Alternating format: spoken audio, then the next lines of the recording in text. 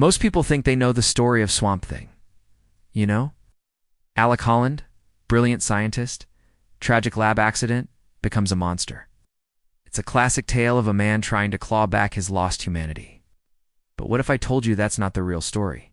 What if Alec Holland actually died in that fire, and the creature we call Swamp Thing is something else, something ancient, powerful, and not even remotely human? What if being Swamp Thing isn't a curse, but the acceptance of a sacred duty that started long before humans ever walked the earth? Today, we re-digging up the secret history of the green to reveal the cosmic job that was given to a plant that only thinks it is a man.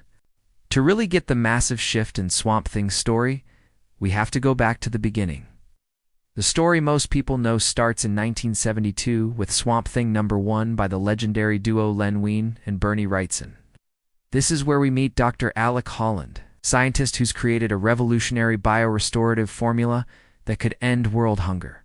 He and his wife Linda are working in a secluded lab in the Louisiana swamps. But genius attracts greed. Some goons wanting the formula for a shady organization bomb his lab. A burning Alec Holland, covered in his own chemicals, stumbles out and throws himself into the murky water. He doesn't come out a man. He emerges as a monster. A shambling, muck-encrusted mockery of a man. This was the Swamp Thing we first knew. His early stories were driven by revenge and a desperate search for a cure to make him human again. He was a classic horror hero, a monster with the soul of a man. But here's a fun fact. This wasn't the character's first appearance. The very first Swamp Thing was actually a man named Alex Olson. In a one-shot story from House of Secrets, Hash, 92 back in 1971, that story was a gothic romance about a scientist betrayed and killed by his partner, only to rise from the swamp to protect his wife. So the Alec Holland version was actually a reboot. For over a decade, everyone, including the character himself, believed he was Alec Holland, trapped in a monster's body. It was a lie built on a tragedy.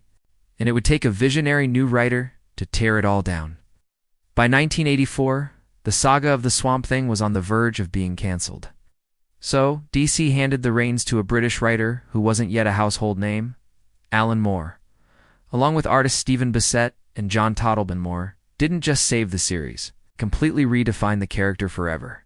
Moore's run kicked off by taking apart everything we thought we knew, when it all came to a head in issue number 21, famously called The Anatomy Lesson. This single issue is a landmark moment in comic book history. The story starts with Swamp Thing's dead body in the hands of the Sunderland Corporation. They hire a disgraced scientist, Dr. Jason Woodrue, who you might know as the Floronic Man, to perform an autopsy and figure out how the biorestorative formula works. But as Woodrue starts cutting, he finds something bizarre.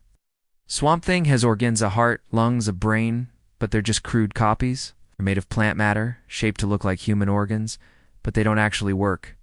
They're what a plant thinks a human body is supposed to have. This leads Woodrue to an earth-shattering conclusion. Alec Holland didn't become Swamp Thing. Alec Holland died in that explosion. The swamp, saturated with his formula, absorbed Holland's consciousness, his memories, his very identity as he died. What rose from the water wasn't a man who turned into a plant. It was a plant that thought it was a man. When Swamp Thing awakens and learns this truth, his entire world is shattered. He isn't Alec Holland. He can never be human, because he never was. It's a moment of pure existential horror. But this isn't the end. It's the real beginning. By stripping away the lie, Moore freed the character from a simple quest to be human again and pointed him toward a much grander cosmic destiny. He was no longer a monster. He was an elemental. And that revelation is the key to understanding where Swamp Thing's real power comes from. If you're enjoying this deep dive into DC's hidden history, do us a solid and hit that like button and subscribe for more lore. It really helps the channel grow. Let's get into what it truly means to be the avatar of the green. With the ghost of Alec Holland finally put to rest, the big question was, if he's not a man, what is he? The answer introduced a concept that's now essential to DC's mystical side. The green. The green is the life force of all plant life on Earth and beyond. It's a vast, sentient, interconnected consciousness that links every tree, flower, and blade of grass into one whole. Think of it as a living, planetary internet for everything botanical. And Swamp Thing, it was revealed, was its newly chosen champion, its protector, its avatar. And he wasn't the first. Moore's Run revealed there have been Swamp Things throughout history, protectors chosen to defend the green. Later, in issue number 47, he introduced the Parliament of Trees. This is where past avatars go when their duty is done, Council of Ancient. Godlike plant elementals who act as the governing body for the green. They are the keepers of all botanical knowledge. They oversee the selection of a new Swamp Thing whenever the planet needs a defender. They even brought the original Alex Olson from 1971 into the lore as a past member of the Parliament. This completely reframed Swamp Thing's powers. Its ability to control plants, to regenerate, to travel instantly by sending his consciousness through any vegetation on the planet. These weren't just random superpowers. They were part of his job description as Avatar. His body isn't a single thing, but a vessel his consciousness can build from any plant matter, anywhere. A patch of moss, a rose bush, a forest. As long as there is plant life, he is functionally immortal and can be anywhere. This duty is the source of his near limitless power, but his duty doesn't stop at the edge of the atmosphere. Swamp Thing's role is genuinely cosmic. The green isn't just an earthly force, it's universal, connecting to plant life on alien worlds. He can travel through space, not in a ship, but by projecting his consciousness from Earth's green to the plant life on another planet, acting as a universal guardian for all vegetation. And the green isn't alone. It's one of several elemental forces that keep the universe in balance. Just as the green governs all plant life, there is the red, the force connecting all animal life, championed by the hero Animal Man.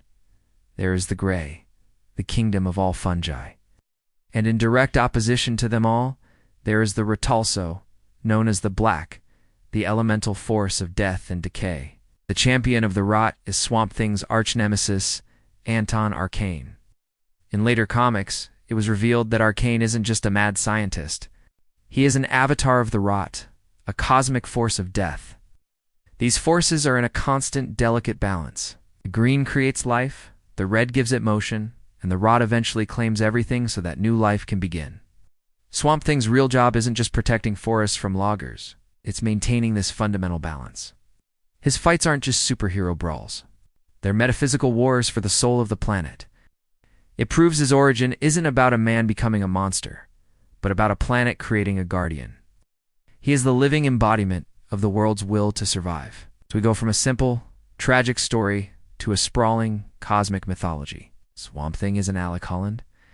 He's the latest in a long line of protectors, the champion of a sentient planetary life force. His duty was born not in a lab fire, but in the primordial dawn of life itself. He is the will of the green made real, a guardian whose watch extends from the smallest root to the farthest star. Alan Moore's game-changing story didn't just give us a new origin. It turned a B-list horror monster into a complex, philosophical, and unbelievably powerful god. The legend of Swamp Thing is a powerful reminder that in the DC universe, nature isn't just scenery, it's a living, thinking force, and it has a guardian. What's your favorite Swamp Thing moment or story arc? Let me know in the comments below. If you enjoyed digging up this lore, remember to like, subscribe, and ring that bell so you don't miss our next deep dive. Thanks for watching.